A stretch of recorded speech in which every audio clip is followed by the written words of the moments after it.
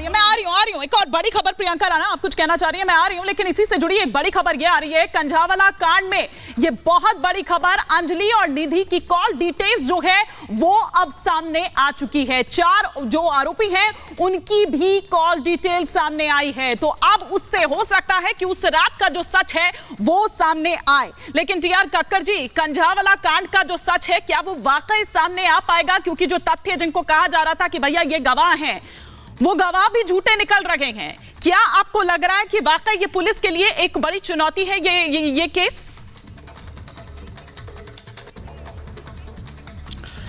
कोई भी अपराध जब होता है तो पुलिस के लिए चुनौती होती है। ये अपराध एक ऐसा है जो जिसने पूरे ना केवल दिल्ली के लोगों को झंझोरा है बल्कि पूरे देश में इसकी चर्चा है। अब प्रश्न ये उठता है कि हुआ क्या था और क्या पॉसिबिलिटीज हो सकती हैं।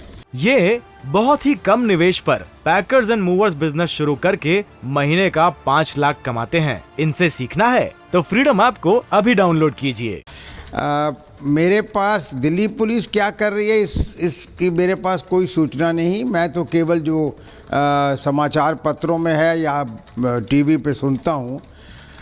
सबसे पहले मैं भाइयों जितने भी यहाँ बैठे हुए इनसे मेरी निवेदन है कि थोड़ी देर अगर आप इंटरफियर नहीं करेंगे तो मैं आपको एक तरतीब से बता सकता हूँ कि क्या हो रहा होगा और क्या रिजल्ट निकलने वाला है।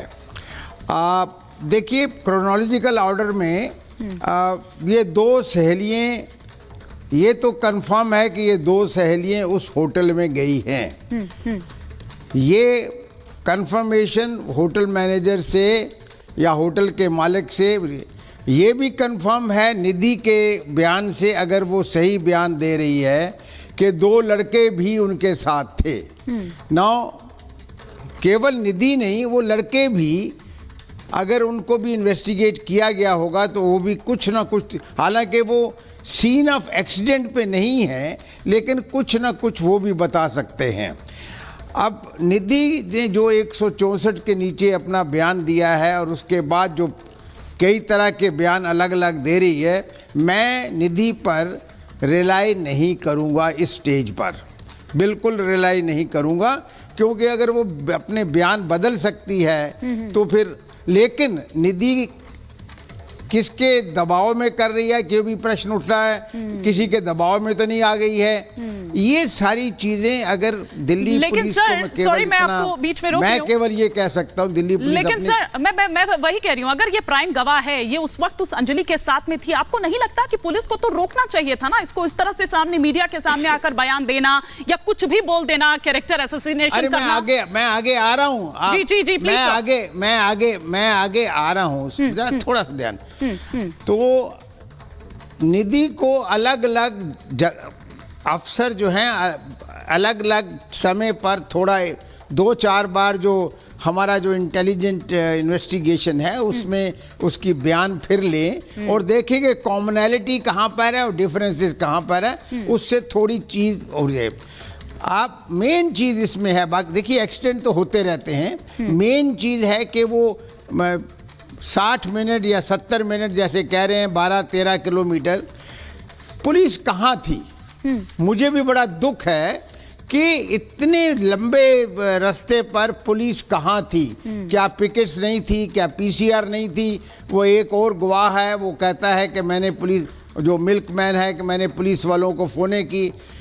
ये तरतीब एक अलग इन्वेस्टिगेशन होनी चाहिए, हो रही होगी, मुझे इसमें कोई शक नहीं है। और ये जो दोषी हैं उन पर कड़ी से कड़ी सजा उनको मिलनी चाहिए, एटलीस्ट इमीडिएटली उनको सस्पेंड करिए।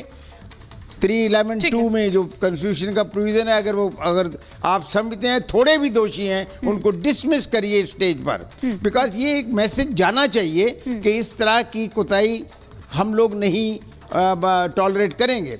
अब इन्वेस्टिगेशन की बात है, इन्वेस्टिगेशन हुआ है, पहले 279 304A लगा है, अब 304 लगा है, अब सब कह रहे हैं कि 302 लगना चाहिए। 302 में सिर्फ ये होता है कि क्या पहले से मंशा थी उनको उसको मारने की, क्या किसी कोई योजना बनी थी मारने की, कैसे हुआ, वो बातें अलग हैं। वो जैसे जैसे इन्वेस्टिगेशन चलेगा सेक्शंस ऐड होते रहते हैं। बिल्कुल, ये नहीं कि सेक्शंस जो ऐड होते FIR में रहते हैं लिखा और वही वही इस final केस है, में हम देख रहे हैं सर। section बिल्कुल, add जिस होते तरह से हैं। आपने कहा कि वो जो सेक्शंस हैं वो पहले कुछ और थे और फिर उसके बाद धीरे धीरे कर ऐड ऑन होने लगे। लेकिन ये बहुत ही कम निवेश पर पैकर्स एंड मूवर्स बिजनेस शुरू करके महीने का 5 लाख कमाते हैं। इनसे सीखना है तो फ्रीडम ऐप को अभी डाउनलोड कीजिए।